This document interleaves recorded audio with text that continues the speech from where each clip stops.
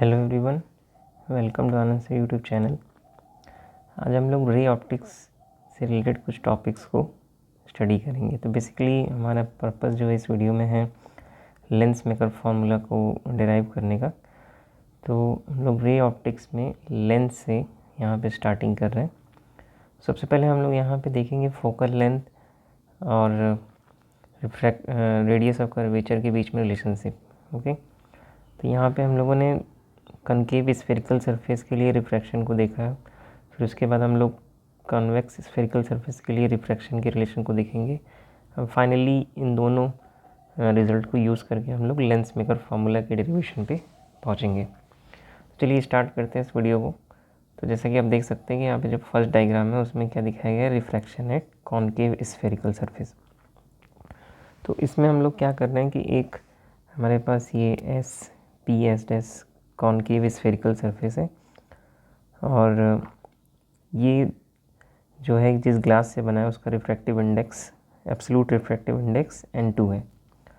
और जिस मीडियम में ये रखा हुआ है सराउंडिंग एयर में उसका रिफ्रैक्टिव इंडेक्स है N1। तो N1 यहाँ पे रेयरर होगा और N2 जो है ग्लास का बना हुआ इसलिए वो डेंसर होगा। और यहाँ पे हमारे पास एक ऑब्जेक्ट है प्रिंसिपल एक्सिस पे, दैट इज़ O। और इस ऑब्जेक्ट की इमेज को यूज़ करके हम लोग यहाँ पे रिलेशनशिप को डिराइव करेंगे। N1 N2 और V U और R के बीच में हमें रिलेशन डिराइव करना है। तो बेसिकली जिस रिलेशन की हम लोग बात कर रहे हैं यहाँ पे कुछ ऐसा दिखने वाला है आपको, N2/V minus N1/U is equal to N2 minus N1/R। तो इस रिलेशन को हमें डिराइव करना है। तो आपको ये ध्यान रखना है कि रिलेशन को हम लोग डिराइव तो कॉन्केव के लिए कर रहे हैं, बट ये रिलेशन हमें कॉन्वेक्स में भी मिलने वाला है। तो चाहे लेंस का सरफेस कॉन्केव हो या कॉन्वेक्स हो, ये दोनों मतलब दोनों ही सरफेस के लिए एक ही सेम इक्वेशन अप्लीकेबल होगा।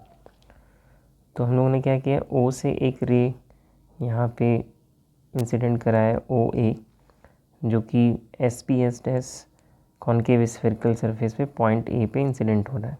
अब फिर उसके बाद ये लाइट रे जो है N2 मीडियम में एंटर करेगा। तो हमें पता है कि जब भी कोई लाइट रे रेयर से डेंसर मीडियम में जाती है तो वो टूवर्ड्स द नॉर्मल बेंड करती है। तो इस तरीके से हम देख सकते हैं यहाँ पे जो R बन रहा है और जो I बन रहा है उसमें I की वैल्यू R से बड़ी होगी, या हम ये कह सकते हैं R की वैल्यू I से छोटी होगी। दूसरी चीज़ें जो हमें ध्यान रखनी है यहाँ पे कि यहाँ पे एंगल अल्फ़ा बीटा गामा क्या है, तो OA IA और CA के लाइंस के द्वारा जो एंगल प्रिंसिपल एक्सिस पे बनाया जाएगा उसे हम अल्फ़ा बीटा गामा बोलेंगे। तो एक रे हम लोगों ने ले लिया OAB। ओके, और हमें एक और रे की ज़रूरत पड़ेगी जो इस ऑब्जेक्ट O की इमेज में हेल्प करेगी। तो वो होगा सेंटर ऑफ कर्वेचर से पास होने वाला रे।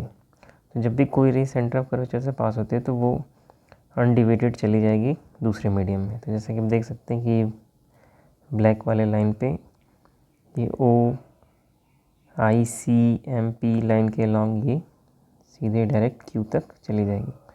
अब यहाँ पे हम देखते हैं कि B और Q के पास जो है जो दो रेज आगे की तरफ हम बढ़ाएंगे अगर राइट साइड में, तो वो राइट साइड में तो कभी नहीं मिलेंगे क्योंकि वो डाइवर्ज होते जाएंगे, क्योंकि ये ऐसे चला जाएगा और ये Q वाला लाइन ऐसे चला जाएगा। तो हमें रे को बैकवर्ड डायरेक्शन में प्रोड्यूस करना पड़ेगा। तो AB को मैंने बैकवर्ड डायरेक्शन में ग्रीन लाइन से प्रोड्यूस किया है। ओके, और ये जो CN वाला लाइन है ये सेंटर ऑफ कर्वेचर से पास होने वाला लाइन है, ये नॉर्मल लाइन है। तो ये हमें हेल्प करता है बेसिकली एंगल ऑफ इंसिडेंस और एंगल ऑफ रिफ्रैक्शन ड्रॉ करने में। तो जब मैंने AB वाली लाइन को पीछे की तरफ प्रोड्यूस किया तो वो यहाँ I पे आके मिल रहा है और वो प्रिंसिपल एक्सिस से I पॉइंट पे कट कर रहा है। तो ये I जो है इमेज हो जाएगा किसका, O का। तो ये हमारा कंप्लीट रे डायग्राम है जिसके हेल्प से हम लोग यहाँ पे डेरिवेशन अब करने वाले हैं। तो चलिए देखते हैं इसमें कि हम लोग क्या अब डेरिवेशन करते हैं।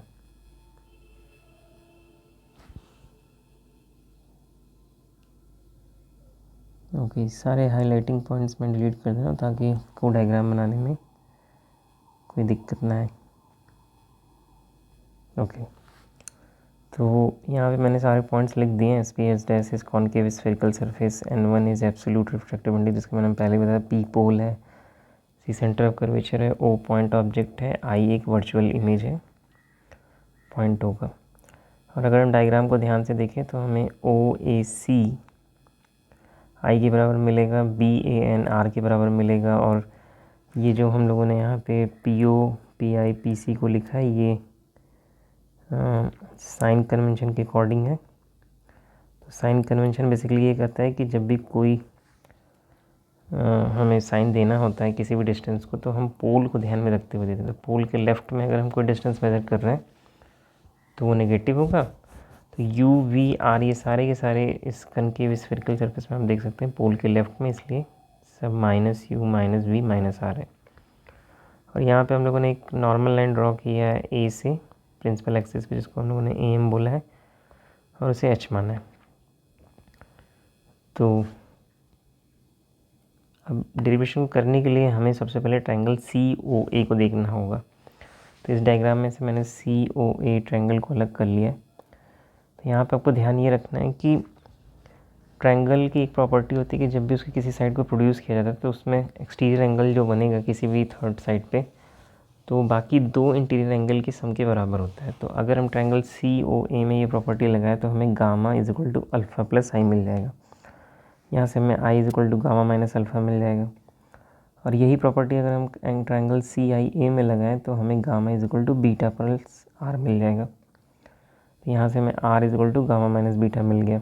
ओके, और अगर इस पॉइंट A पे हम स्नेल्स लॉ लगाएं तो स्नेल्स लॉ क्या कहता है, sine of angle of incidence upon sine of angle of refraction is equal to ratio of their corresponding refractive indices.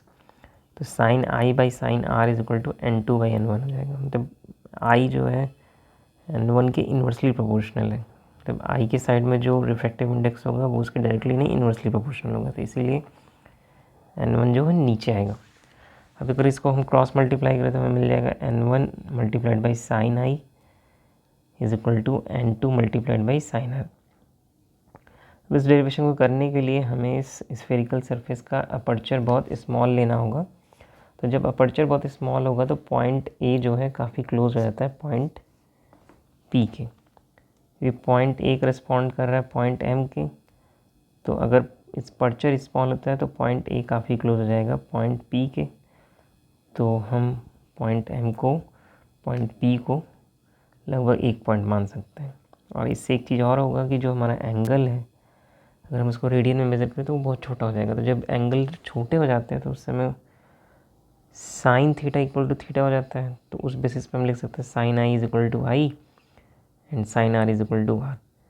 और अगर इस दोनों वैल्यू को हम ऊपर वाले इक्वेशन में पुट करें तो N1 इंटू साइन आई की जगह हम लिख सकते हैं N1 इंटू आई, और N2 इंटू साइन आर की जगह हम लिख सकते हैं N2 इंटू आर। ओके, और आई और आर की वैल्यू अगर हम ऊपर से पुट करें यहाँ पे इक्वेशन नंबर 1 और 2 से, तो हमें आई की जगह मिल जाएगा गामा माइनस अल्फ़ा और आर की जगह गामा माइनस बीटा। और अगर हम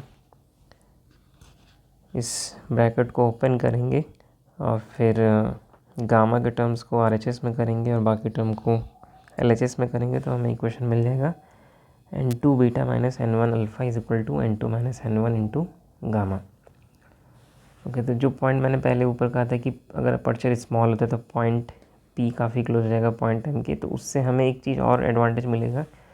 ये जो एंगल्स अल्फ़ा बीटा गामा बन रहे हैं OA IA और CA लाइंस के द्वारा प्रिंसिपल एक्सिस पे, ये भी बहुत स्मॉल हो जाएंगे। तो इनका जो टेंजेंट होगा वो उनके करस्पॉन्डिंग एंगल्स के बराबर हो जाएगा।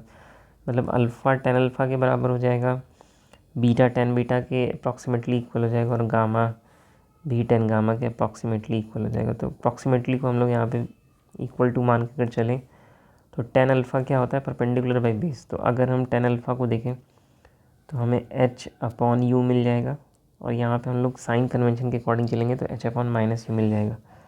और अगर हम टेन बीटा को देखें तो वो h अपॉन माइनस वी मिल जाएगा। हम ट्राइंगल ए आई एम या ए आई पी देखें तो, और उसी हिसाब से हमें tan gamma h upon minus R मिल जाएगा।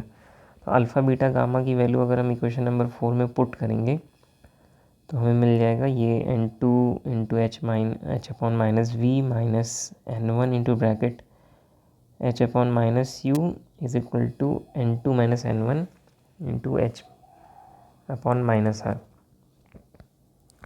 तो इसमें हम नोटिस कर सकते हैं कि दोनों साइड में h जो है कट जाएगा और निगेटिव साइड भी कट जाएगा, तो जो माइनस साइन बचेगा वो केवल बीच का माइनस साइन बचेगा। तो हमें इक्वेशन मिल जाएगा n2 by V minus n1 by U is equal to n2 minus n1 by are.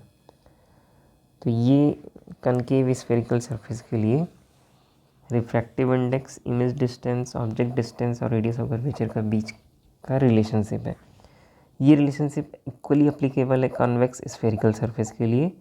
हालांकि हम उसको फिर से देखने वाले हैं कॉन्वेक्स स्फेरिकल सरफेस में ये डेरिवेशन हम कैसे करेंगे। तो चलिए देखते हैं अब कॉन्वेक्स स्फेरिकल सरफेस के डेरिवेशन को।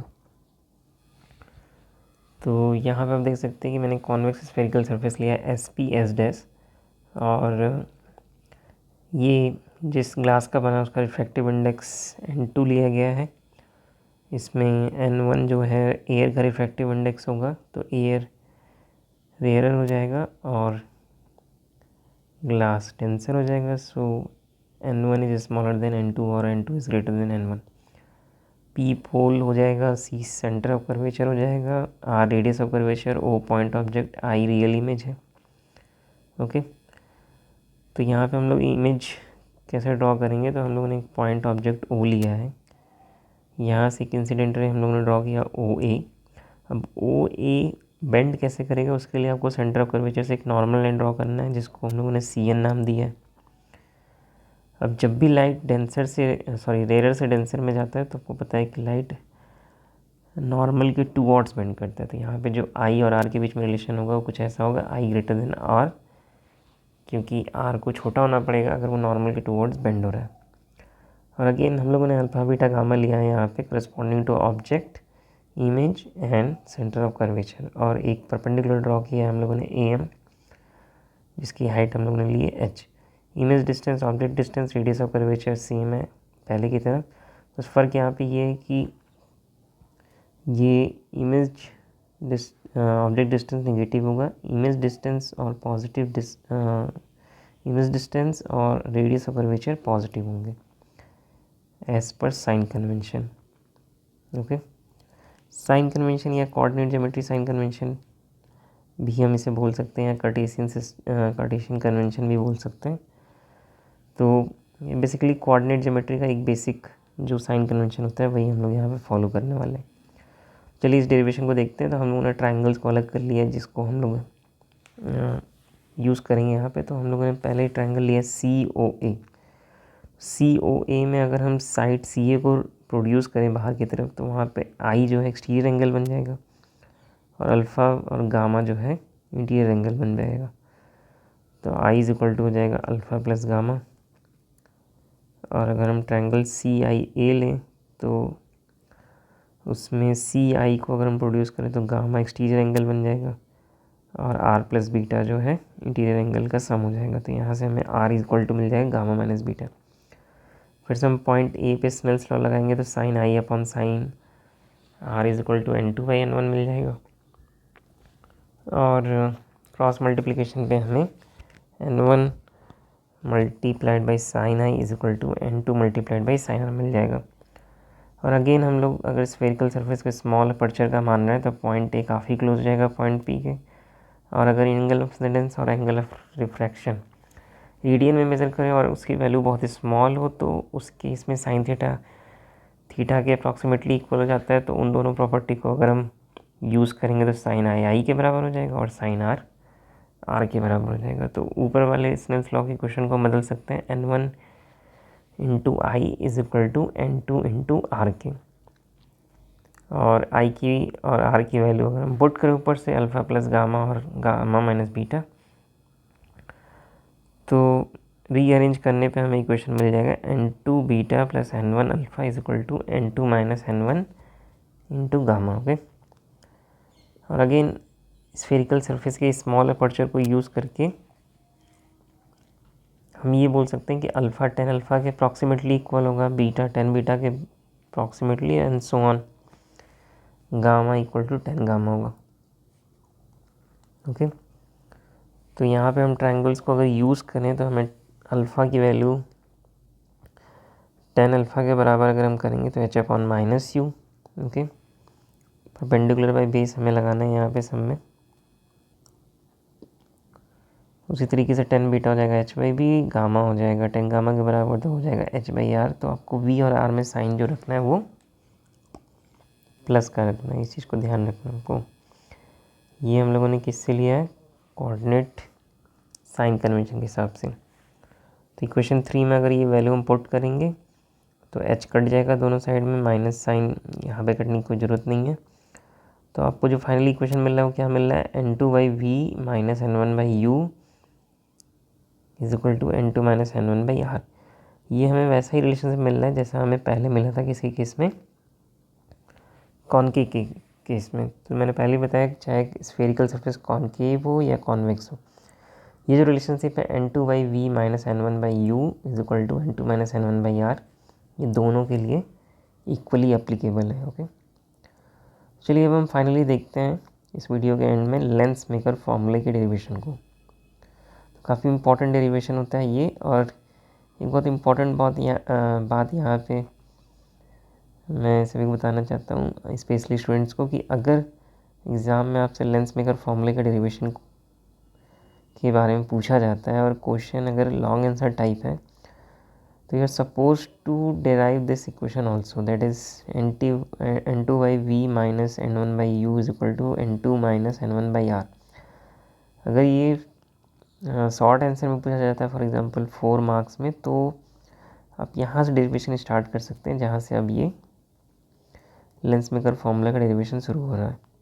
अदरवाइज़ लॉन्ग आंसर टाइप में आपको ऊपर के इक्वेशंस को भी डिराइव करना होगा, और ऊपर में से आप कोई भी एक केस लेके डिराइव कर सकते हैं।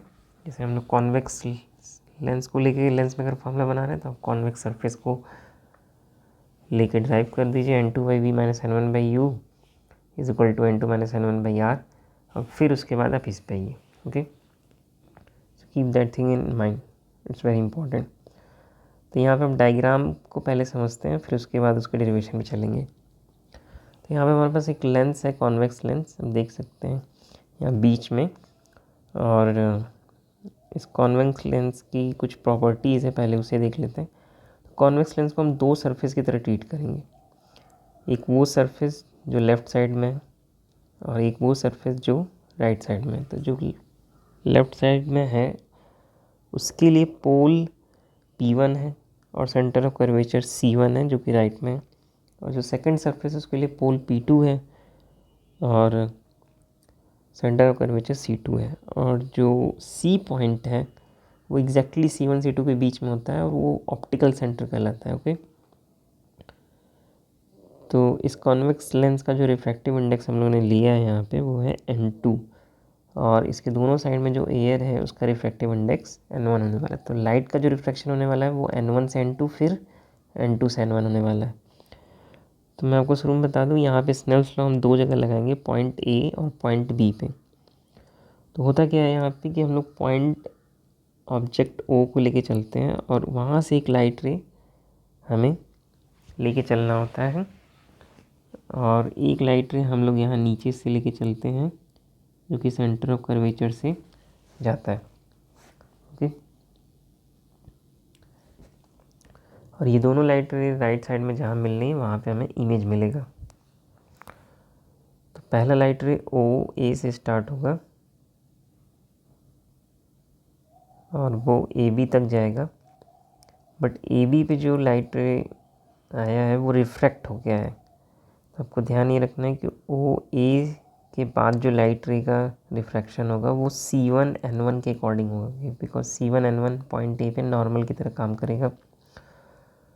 तो यहाँ पे जो ये एंगल अगर हम जूम करके देखें तो ये जो एंगल बन रहा है और ये जो एंगल बन रहा है, इनके बीच में रिलेशन ये होगा कि ये जो सेकंड एंगल बना है राइट साइड में वो लेस होगा एंगल ऑफ रेजिडेंस से। और उसी तरीके से ए बी के बाद लाइट रे रिफ्रैक्ट होगा पॉइंट बी पे, तो वहाँ पे हम लोग नॉर्मल यूज़ करेंगे C2N2 को। तो यहाँ पे हम देख सकते हैं कि ये होगा हमारे लिए एंगल ऑफ रेजिडेंस और ये होगा एंगल ऑफ रिफ्रैक्शन। ओके, तो इस केस में आर डैश की वैल्यू इस एंगल ऑफ इंसिडेंस जो बी पे बना है पहले उससे ज़्यादा होगा। तो ये सब बातें आपको ध्यान में रखते हुए इस डेरिवेशन को करना है। ओके, हालांकि यहाँ पे इस एंगल्स का कोई ख़ास यूज़ आने वाला नहीं है, but you have to keep in mind कि ये चीज़ आपसे पूछा जा सकता है। तो चलिए देखते हैं यहाँ पे डेरिवेशन को। ओके, तो जो भी चीज़ रिक्वायर्ड नहीं है इस डायग्राम में आपको उसको अननेसेसरीली बनाने की ज़रूरत नहीं है। बस आपको इतना ध्यान रखना है कि पहला डिफ्रैक्शन रेयर से डेंसर में हो रहा है, तो इसलिए लाइट रे टुवर्ड्स द नॉर्मल बेंड कर रहा है। और दूसरा डिफ्रैक्शन पॉइंट बी पे जो हो रहा है वो डेंसर टू रेयर हो रहा है, इसलिए लाइट रे away from the normal bend करेगा। ओके, एवरीथिंग जो बाकी चीज़ें जैसे यू ऑब्जेक्ट डिस्टेंस है, R1 जो है फर्स्ट सरफेस के करस्पॉन्डिंग रेडियस ऑफ कर्वेचर है, R2 सेकंड सरफेस के करस्पॉन्डिंग रेडियस ऑफ कर्वेचर है, C1 centre of curvature first surface के करस्पॉन्डिंग है, C2 centre of curvature second surface के करस्पॉन्डिंग है, और V डैश जो है वो इमेज डिस्टेंस होता तब जब अगर सेकंड सरफेस नहीं होता। ओके, टी स्मॉल टी यहाँ पे थिकनेस ऑफ द लेंस है, और V dash minus T distance होगा आई डैश का इमेज के तौर पे अगर थिकनेस हम नेग्लिजिबल ले रहे हैं। ओके, तो आपको यहाँ पे कुछ स्टेटमेंट जो है डेरिवेशन में लिखने पड़ेंगे। ओके, चलिए देखते हैं क्या क्या चीज़ें हमें नोट डाउन करने हैं यहाँ पे।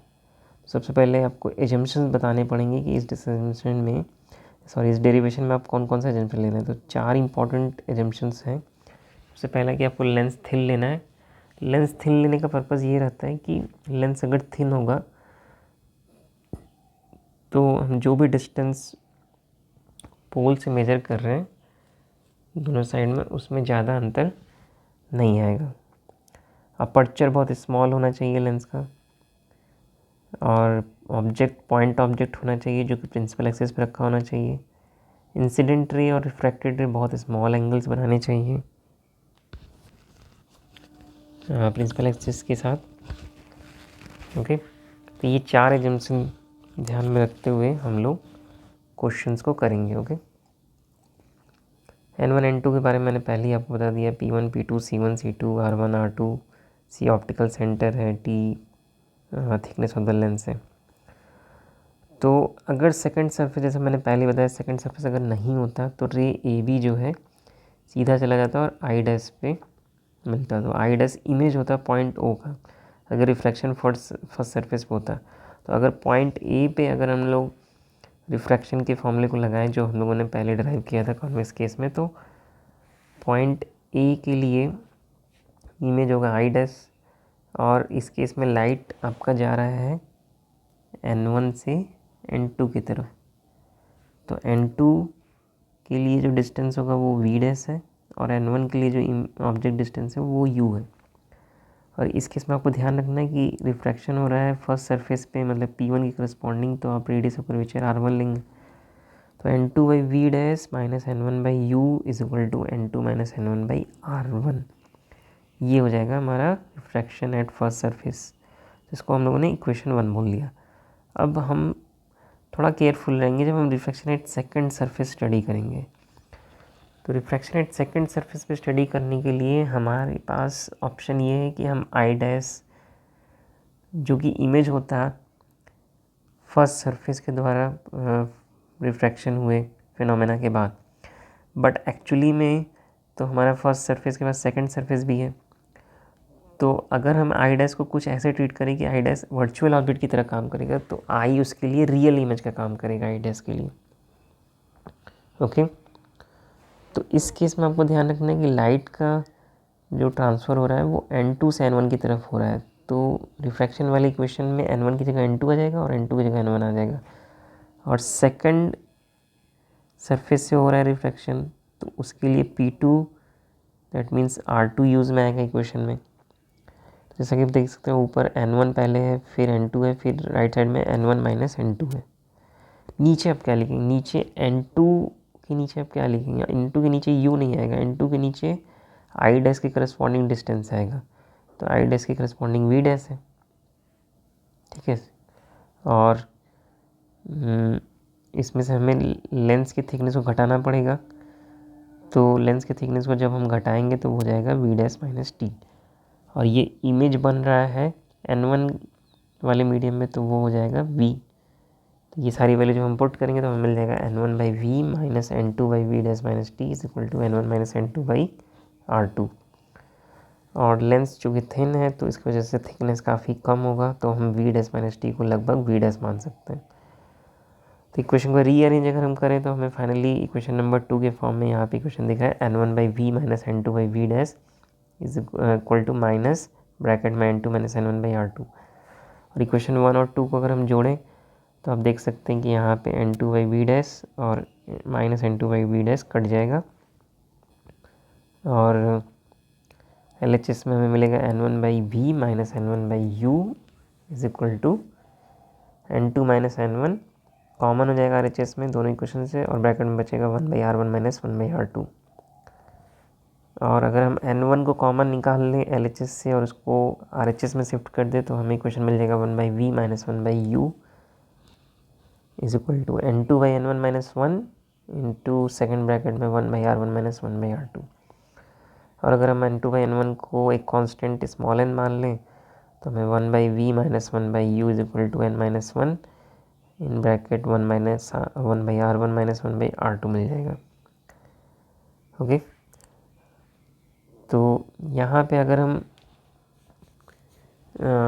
एक जनरल केस देखें कि जब ऑब्जेक्ट इन्फिनिटिव होता है तो हमें पता है कि इमेज कहाँ बनता है, कॉन्वेक्स लेंस के केस में फोकस पे बनता है। ओके, फॉर एग्जांपल अगर हमारा सन इन्फिनिटी पे और अर्थ पे हम कोई कॉन्वेक्स लेंस लेके उसका इमेज किसी पेपर या किसी स्क्रीन पे ऑब्टेन करें तो हमें सन का इमेज जो है एक पॉइंट की तरह दिखेगा। ओके, तो अगर ऑब्जेक्ट इन्फिनिटी पे होता है that means u equal to infinity हो जाए तो v is equal to F हो जाएगा, मतलब वो उस लेंस के फोकल लेंथ के डिस्टेंस पे फॉर्म होगा इमेज उस ऑब्जेक्ट का। तो अगर हम v की जगह f रख के u की जगह इन्फिनिटी रख के तो हमें 1 by F minus 1 by infinity is equal to n minus 1 into 1 by R1 minus 1 by R2 मिल जाएगा। और 1 बाई इन्फिनिटी 0 होता है तो ये इक्वेशन चेंज हो जाएगा 1 by F is equal to 1 by F is equal to n minus 1 into 1 by R1 minus 1 by R2।